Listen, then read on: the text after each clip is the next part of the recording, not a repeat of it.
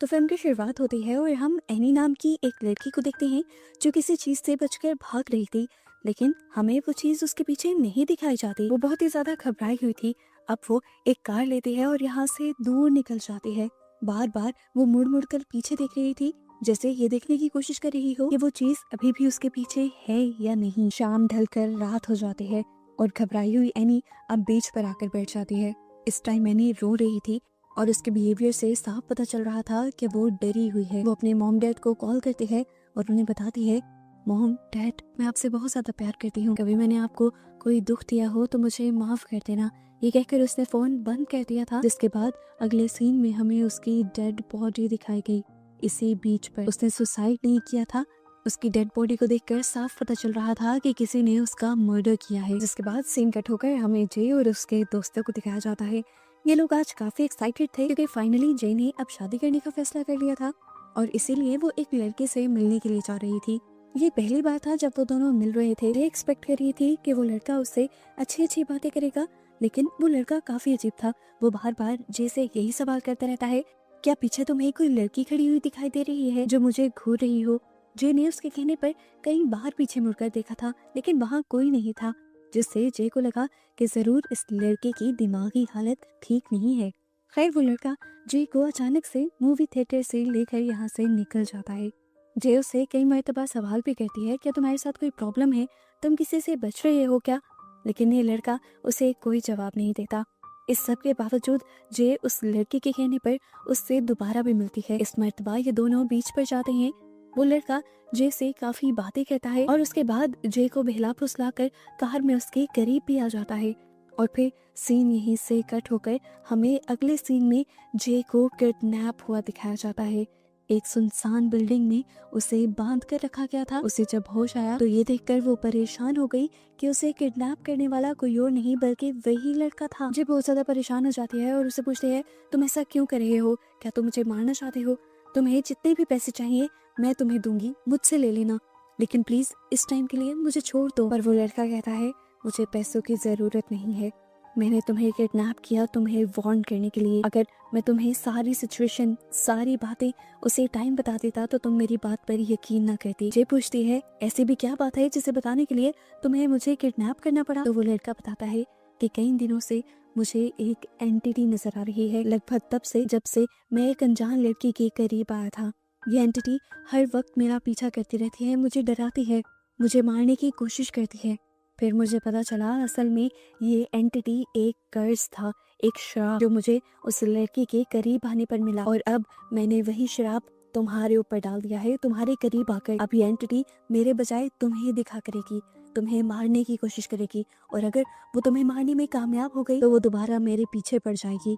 ध्यान रखना, कोशिश करना कि तुम मर ना पाओ और हाँ, ऐसी किसी जगह पर मत जाना जहाँ के 2 एग्जिट हो, जहाँ से निकलने के 2 रास्ते हों।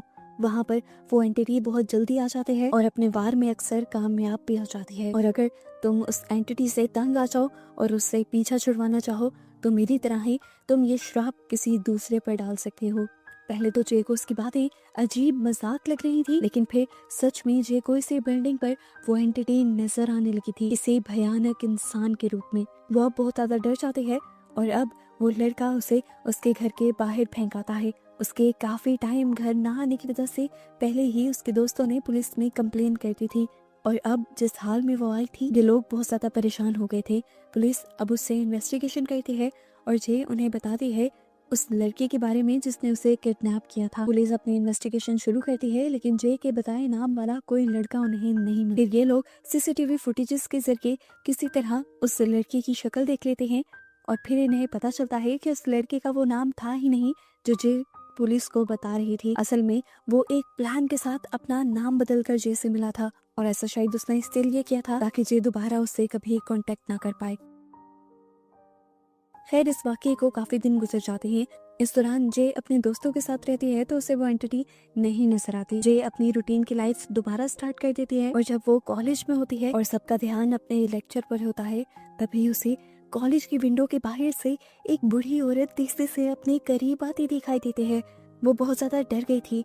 वो समझ गई कि ये वही एंटिटी है जो उस कर्स की वजह से उसे नजर आ रही है। वो बहुत ज्यादा डर चुकी थी, पैनिक हो गई थी। फौरन वो अपने फ्रेंड्स के पास आकर उन्हें ये सारी बात बताती है। अब जे की दोस्त को तो कहीं ना कहीं उस पर भरोसा हो रहा था, लेकिन पॉल को नहीं। पर क्योंकि जे बहुत ज्यादा डरी हुई थी, इसीलिए ये लोग कोई रिस्क भी नहीं ले सकते थे। पॉल फैसला करता है कि वो आज रात जे के घर पर ही रुक जाएगा। काफी टाइम तक तो सब कुछ ठीक रहता है, और अचानक रात में उनके घर में अजीब खड़खड़ की आवाजें सुनाई देती हैं, जैसे उनके घर पर कोई हो। पॉल वहां पर चेक करने के लिए जाता है तो जे उसी टाइम लॉन्च में ही बैठी रहती है, जब उसे दूर से आती भीगी हुई एक लड़की दिखाई देती है। वो समझ गई ये वही एंटिटी है जो बाहर बाहर अपना रूप बदल कर उसे दिख रही थी। इस मर्तबा वो एक खूबसूरत लड़की की शक्ल में आई थी, पर चलने का अंदाज उसका अभी भी भयानक था। जे डरने लगी, चिल्लाने लगी, उससे बचकर वहां से भागने लगी। सीढ़ियों पर चढ़ते हुए उसके कदम भी लड़खड़ा रहे थे।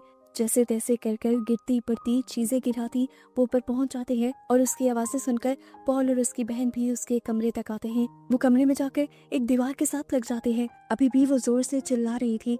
यहाँ पर पॉल और उसकी बहन किसी को नहीं देख पा रहे थे, लेकिन जे को वो एंटिटी अभी भी नजर आ रही थी जिसने दोबारा से अपना रूप बदल लिया था, और वो उन दोनों के पीछे एक बहुत लंबे आदमी की शक्ल में अब इनके पीछे आ चुकी थी। वो अभी भी जे के करीब ही आ रही थी, इसीलिए जे उससे बहुत ज्यादा डर जाती है और अपनी रूम की खिड़की से जंप करके साइकिल लेकर यहाँ से निकल जाती है उस एंटिटी से अपनी जान बचाने के लिए। अब जे डरती हुई एक पार्क में जाकर बैठ जाती है और अपनी सोचों में गुम हो जाती है। आज उसे रियलाइज हो रहा था कि उस लड़के ने उस दिन जो कुछ भी उसने कहा था वो सब सच था। वो डरी सहमी अभी यहाँ पर बैठी हुई थी कि अचानक उसे अपने पीछे किसी की आहट महसूस हुई। डरकर उसने पीछे देखा तो ये उसके दोस्त और उसकी बहन थी। वो उसे यहाँ पर देखने के लिए आए थे। जो जल्दी से उनके करीब चली जाती है और उन्हें सारी बात बताने की कोशिश करती है। पहले पॉल को और उसके दोस्तों को उसकी जिन बातों पर यकीन नहीं आ रहा था, अब उसकी हालत देखकर वो उस पर यकीन करने पर मजबूर हो गए थे। अभी वो ये सब बात ही कर रही थी कि अचानक वो दोबारा से डरने लगी। एकदम से वो स्टैचू बन गई, क्योंकि सामने से अब उसे कोई और आता दिखाई दे रहा था। उसे लगा कि ये अब एक लड़के की शक्ल में वही एंटिटी है, लेकिन अब वो लड़का सबको नजर आ रहा था। इसका मतलब ये वो एंटिटी नहीं थी, असल में ये जे का नेबर था। वो जे का क्लास फेलो भी था, और क्लास में और घर में वो काफी टाइम से जे को इसी तरह पैनिक और डरा सहमा नोटिस कर रहा था। वो इन लोगों से इनकी प्रॉब्लम पूछता है और कहता है, क्या मैं आप लोगों की कोई मदद कर सकता हूँ। जे और उसके दोस्त इस लड़की को सब कुछ बता देते हैं, तो वो लड़का इन्हें कहता है, इस प्रॉब्लम से निकलने के लिए हमें उसी लड़के के घर जाना होगा जिस लड़की की वजह से ये प्रॉब्लम स्टार्ट हुई थी। उसकी बात मानते हुए ये लोग उस लड़के के घर तो चले जाते हैं, पर पता चलता है कि वो लड़का तो कब से ये घर खाली कर जा चुका है। ये लोग अब उसके घर की तलाशी लेते हैं, जहाँ पर उन्हें उस लड़के की बस एक तस्वीर मिलती है, जिससे उन्हें उसके स्कूल का पता चल जाता है। अब ये लोग उसके स्कूल जाते हैं और उस लड़के की इंफॉर्मेशन निकाल लेते हैं और फिर उस तक पहुंच भी जाते हैं। ये लोग असल में उस एंटिटी और कर्स के बारे में सब कुछ जानना चाहते थे। वो लड़का अब इनके साथ बैठता है, कोऑपरेट करता है और इन्हें बताता है कि ये सब उसके साथ तब शुरू हुआ था जब वो एक लड़की से मिला था। वो काफी टाइम तक इस एंटिटी के डर में रहा, जिसकी वजह से उसके दिन रात का सुकून चला गया, उसकी लाइफ खराब हो गई, उसकी जॉब चली गई। पहले तो उसने भी यही फैसला किया था कि वो अपनी वजह से किसी को नुकसान नहीं पहुंचाएगा, ये कर्ज किसी दूसरे पर नहीं डालेगा। लेकिन फिर एक दिन वो इतना मजबूर हो गया कि उसे वो सब करना पड़ा। फिर ही वो प्लान बनाते हुए जे से मिला था। अब वो इन लोगों को बताता है कि अगर जे भी सारी चीज से छुटकारा पाना चाहते हैं तो उसे भी किसी के करीब जाना होगा। अब इन्हें कुछ समझ नहीं आता कि इन्हें क्या करना चाहिए। ये लोग अब चुपचाप अपने घर वापस आ जाते हैं। जे का मूड ठीक करने के लिए ये लोग उसे एक बीच पर ले आते हैं और साथ में यहाँ बैठकर ये फैसला करते हैं कि वो पुलिस या किसी शेमन को इन्वॉल्व करके इस सब का सोल्यूशन ढूंढेंगे। वो सब लोग अभी बात ही कर रहे थे कि अचानक वहाँ पर जे को दोबारा से वो एंटिटी नजर आने लगती है जो इस वक्त एक खूबसूरत लड़की की शक्ल में थी। इससे पहले कि जे यहाँ पर कुछ कर पाती, वो लड़की उसे बालों से पकड़ लेती है। उसके ऊपर की तरफ खिंचे हुए बाल जे के सारे दोस्त भी नोटिस कर पाते हैं। पॉल फील करता है कि अगर उस लड़की का या उस एंटिटी का हाथ इतना ऊपर है तो वो वहीं करीब ही खड़ी होगी। हालांकि वो पॉल को नजर भी नहीं आ रही थी, पर पॉल ने अंदाजे से जे को बचाने के लिए यहाँ पर एक चेयर उठाकर उस एंटिटी के ऊपर वार किया, जिससे उस एंटिटी को इतना गुस्सा आया कि उसने पॉल को उठाकर वहीं दूर पानी में फेंक दिया। ये सब लोग अब घबरा चुके थे। पॉल को फेंकने की वजह से उसने कुछ देर के लिए जे को भी छोड़ दिया था। अब ये सब अपने आप को बचाने के लिए यहाँ से भागते हुए एक रूम के अंदर चले जाते हैं और अपने आप को लॉक कर लेते हैं। लेकिन कोई इस रूम का दरवाजा तोड़ने लगता है। नीचे देखने को मिला ये उनका नेबर था जो इन्हें कह रहा था बाहर तो कोई भी नहीं। इससे पहले कि ये लोग बाहर आ जाते वही लड़का एक छोटे बच्चे का रूप ले लेता है, जिससे पता चलता है कि वो भी एक एंटिटी ही था। और तेजी से वो बच्चा इनके ऊपर हमला करने के लिए आता है। उस बच्चे से बचने के लिए ये लोग उस कमरे का दरवाजा खोलकर वहां से निकल जाते हैं। जे जो सबसे ज्यादा डरी हुई थी गाड़ी में बैठकर फौरन गाड़ी चलाना शुरू कर देते हैं और पीछे से वो लोग तेजी से भागते हैं और जे को रोकने की कोशिश करते हैं। जबकि पीछे से हमें दिखाया जाता है कि वो एंटिटी आहिस्ता आहिस्ता चलते हुए अभी भी उन सब के पीछे ही आ रही थी। यहाँ हमें मालूम होता है कि इस एंटिटी की एक कमजोरी है, वो तेज नहीं चल सकती, इसीलिए वो हमेशा अपने शिकार के पास देर से पहुंचते हैं। इधर जे के दोस्त भी जे को रोकने की कोशिश करते हैं, पर जे की दिमागी हालत ऐसी थी कि वो किसी को सुन नहीं पा रही थी। इसी सब की वजह से उसका ध्यान ड्राइविंग से भी हट जाता है। उसकी गाड़ी एक दूसरी गाड़ी से टकराने ही वाली होती है, पर वो उसे बचाने के लिए अपनी गाड़ी को मोड़ देते हैं और उसकी गाड़ी का फील्ड्स में क्रैश होकर एक्सीडेंट हो जाता है। जिसके बाद हमें जे को हॉस्पिटल में एडमिट दिखाया जाता है। हॉस्पिटल में जे अभी भी बहुत ज्यादा परेशान थी। उसका नेबर जे की यह हालत देख नहीं पाता और वो जे से कहता है कि मैं तुम्हारी मदद करना चाहता हूँ, तुम अपना ये सारा कर्ज मुझे दे दो। जे जो सब चीजों से तंग आ चुकी थी, पहले वो हाँ कर देती है और जब वो अपना कर्ज उस लड़के को दे देती है उसके करीब आकर, तब जे को रिग्रेट होने लगता है। उसे बुरा लगता है कि उसने अपनी वजह से किसी दूसरे की जान को मुश्किल में डाल दिया, पर वो लड़का उसे यकीन दिलवाता है कि मुझे कुछ नहीं होगा जे। उसकी सच्चाई की वजह से जे को अब वो लड़का अच्छा लगने लगा था। 1-2 दिन गुजर जाते हैं और जे अब उस लड़के से पूछती है क्या तुम्हें वो एंटिटी नजर आ रही है?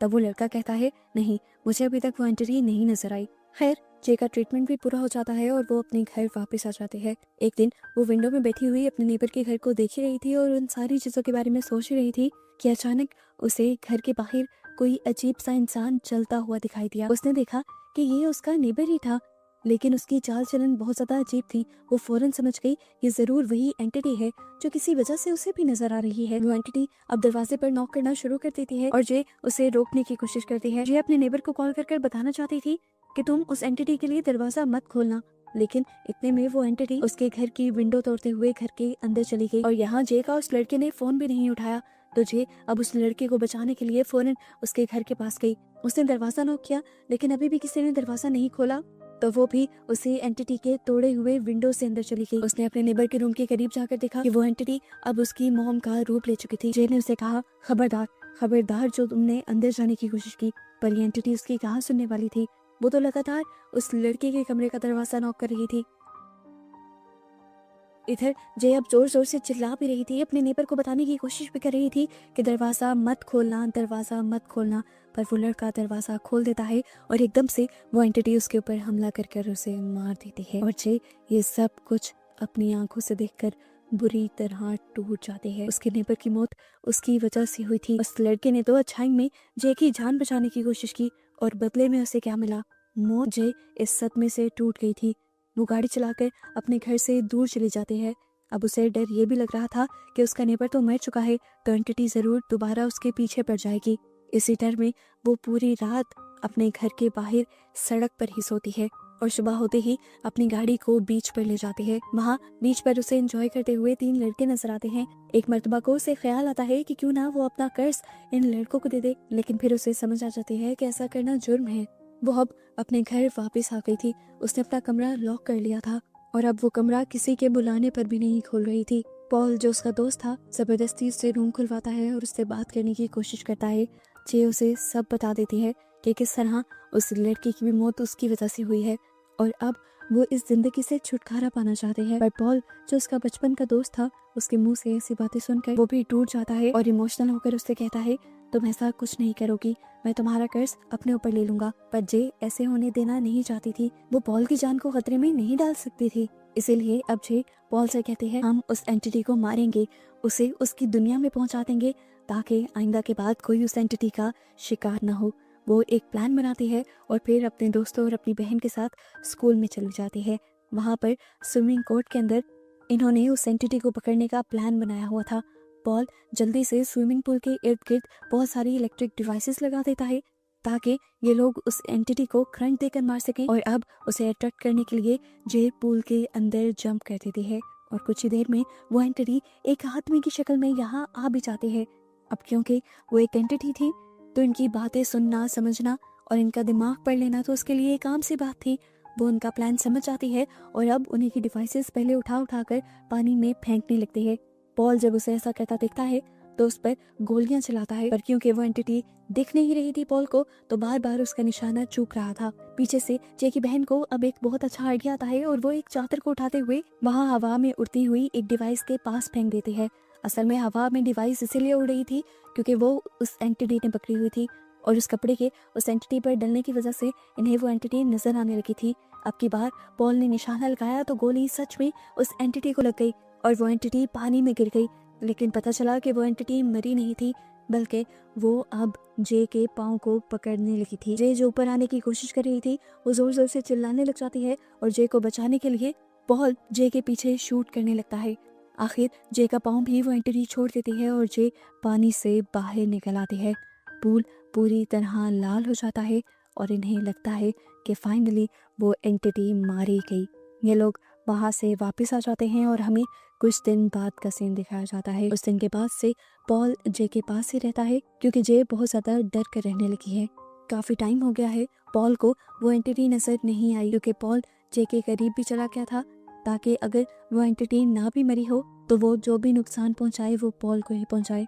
पर अभी तक पॉल ठीक था। मूवी के पोस्ट क्रेडिट सीन में हम पॉल और जे को वॉक करते हुए देखते हैं और उनके पीछे एक साया भी देखते हैं। जिस साय को दिखाते हुए यहाँ मूवी के एंड में बहुत सारे सवाल पैदा हो जाते हैं कि क्या वो एंटिटी नहीं मरी थी और क्या अब वो जे और पॉल को नुकसान पहुंचाएगी। इसी सारी मिस्ट्री के साथ ये मूवी यहाँ पर खत्म हो जाती है।